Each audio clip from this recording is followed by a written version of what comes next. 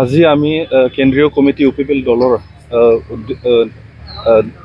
নেতৃত্বত আমি ইয়াত কোকৰাঝাৰ জিলাত আমি ডিসি মহোদয় মেমোৰেণ্ডাম দিবলৈ ইয়াত আহিছোঁ আৰু আজি 10টা সাব ডিভিজন আমাৰ বিটিআৰত যিমান সাব ডিভিজন আছে সব সাব ডিভিজনত জিলাবিলাকেও আজি মেমোৰেণ্ডাম দিয়া কাৰ্যসূচীটো লোৱা হৈছে।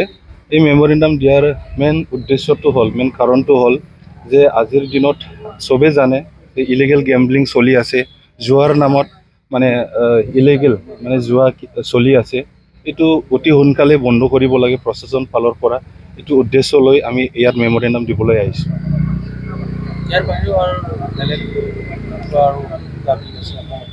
দাবী মানে আমাৰ সমাজত আগৰ পৰা পৰম্পৰা বুলি কৈ আছে, এনেতো মেলা চলি থাকে, কিন্তু মেলাৰ নামত যে ইলিগেল জুৱা দিয়া, ইলিগেল যে গেম্বলিং কৰা এইটো মানে ঠিক নহয়।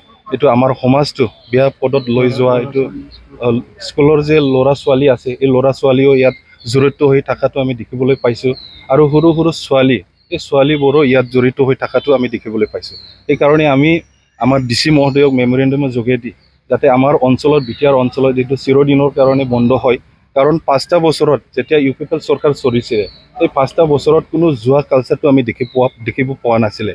কিন্তু যেতিয়া ইউপিপিএল দল পাৱাৰৰ পৰা নাইকিয়া হৈ গ'ল, নতুন চৰকাৰ অহাৰ পিছত নেক্সট দিনাৰ পৰা আমি জুৱা কালচাৰটো আকৌ দেখিবলৈ আমি পাইছোঁ। সেইকাৰণে আমি প্ৰশাসনকো অনুৰোধ কৰিব বিচাৰিছোঁ আৰু আমাৰ যে যোনে চৰকাৰ চলাই আছে আগ্ৰামা মহিলা ডাঙৰীয়াকো আমি অনুৰোধ কৰিব বিচাৰিছোঁ, এইটো অতি সোনকালে আমাৰ সমাজৰ উন্নয়নৰ কাৰণে, আমাৰ সমাজৰ ভালৰ কাৰণে অতি সোনকালে এইটো বন্ধ কৰিব লাগে। এইটো ৰুলিং ফালৰ পৰাও এইটো দায়িত্ব ল'ব লাগিব, এইটো আমি আহ্বান কৰিব বিচাৰিছোঁ।